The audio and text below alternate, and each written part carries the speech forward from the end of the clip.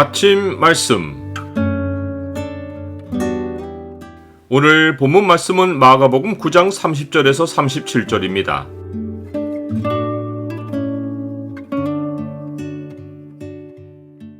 연약한 자를 돕는 것이 큰 자가 되는 길이다.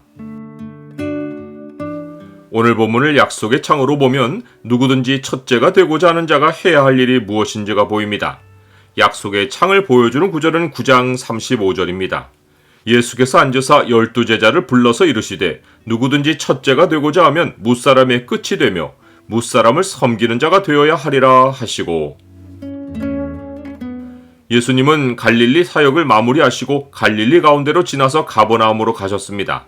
이 과정에서 예수님은 아무에게도 자신을 알리지 않으셨는데, 이는 마지막 갈릴리 사역을 마치시며 제자들에게 말씀하신 내용 때문입니다. 그것은 인자가 사람들의 손에 넘겨져 죽임을 당하고 죽은 지 3일 만에 살아나리라는 것입니다. 이 일은 유대 예루살렘에서 벌어질 것이며 이제 예수님이 그곳으로 옮겨가실 때가 되었습니다. 예수님이 자기의 죽으심을 언급하신 것은 두 번째입니다. 첫 번째는 베드로가 항변하다가 예수님께 호되게 꾸중을 들었습니다. 그때 제자들은 이 말씀의 뜻을 깨닫지 못했는데 지금도 그들에게는 깨달음이 없었습니다. 베드로가 예수님께 항변하다가 사탄이라는 말을 들은 것을 기억하는 제자들은 지금 예수님께 그 말뜻을 묻기도 두려워했습니다. 그런데 누가복음을 보면 그들이 말뜻을 깨닫지 못한 것은 그들의 잘못이 아닙니다. 그들이 이 말씀을 알지 못하니 이는 그들로 깨닫지 못하게 숨긴 바 되었습니다. 또 그들은 이 말씀을 묻기도 두려워하더라. 하나님이 눈을 열어주시지 않으면 사람은 진리를 스스로 깨닫지 못합니다. 하나님이 잠깐 베드로의 눈을 여셔서 주는 그리스도시요 하나님의 아들이라고 고백하게 하셨지만 이내 베드로가 사람의 일을 생각하는 모습으로 돌아온 것을 보면 제자들 모두는 진리를 감당할 준비가 되어 있지 않았습니다. 요한복음에서 예수님은 진리의 성령이 각 사람에게 오시면 그들이 진리를 감당하게 될 것이라고 하셨습니다. 내가 아직도 너희에게 이를 것이 많으나 지금은 너희가 감당하지 못하리라. 그러나 진리의 성령이 오시면 그가 너희를 모든 진리 가운데로 인도하시리니 그가 스스로 말하지 않고 오직 들은 것을 말하며 장래일을 너희에게 알리시리라. 진리의 깨달음이 없는 제자들은 베드로의 집이 있는 가버나움으로 오면서 길에서 서로 누가 크냐 하는 문제로 쟁론했습니다. 그들은 예수님을 로마의 압제에서 이스라엘 나라를 회복하실 구원자로 여겼고 메시아의 나라가 곧 실현될 것으로 기대했습니다. 그때는 모두 영예를 얻고 한 자리씩 차지할 텐데 그들이 볼 때 예수님의 측근에 있는 3명의 제자 외에 다른 제자들 사이에는 서열이 정해지지 않았습니다. 예수님은 그들이 토론하는 주제를 알고 계셨지만 길에서는 언급하지 않으셨습니다. 이는 그 문제와 관련하여 진지하고 깊이 있게 가르치실 교훈이 있었기 때문입니다. 예수님은 집에 계실 때 그들에게 너희가 길에서 서로 토론한 것이 무엇이냐고 물으셨습니다. 제자들은 잠잠했습니다.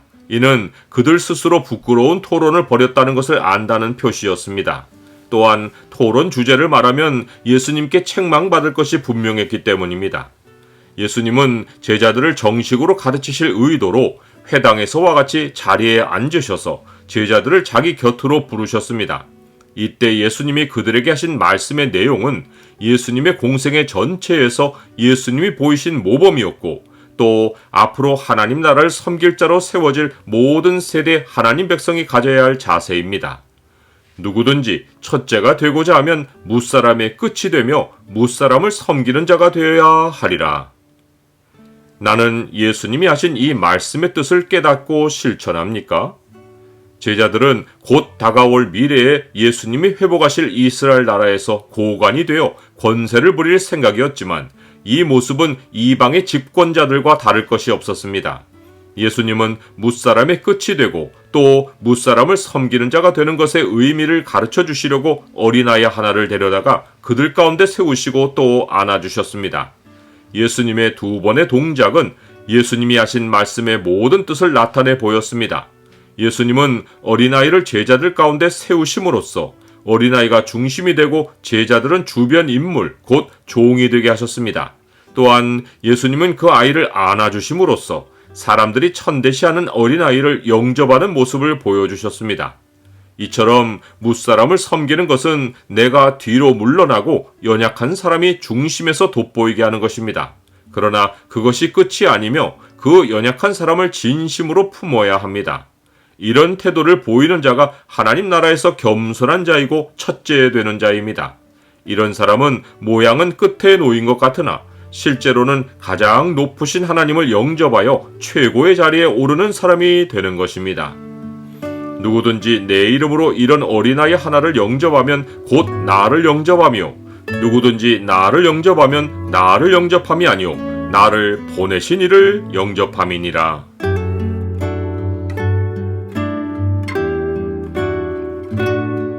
주님, 주의 백성에게는 세상 집권자들처럼 권세를 부리는 자리가 주어지지 않았습니다. 연약한 자를 돕는 것이 가장 높으신 주를 영접하는 것이니 주를 영접함 같이 연약한 백성을 삶의 중심에 두고 그들을 마음으로 품고 돕게 하옵소서.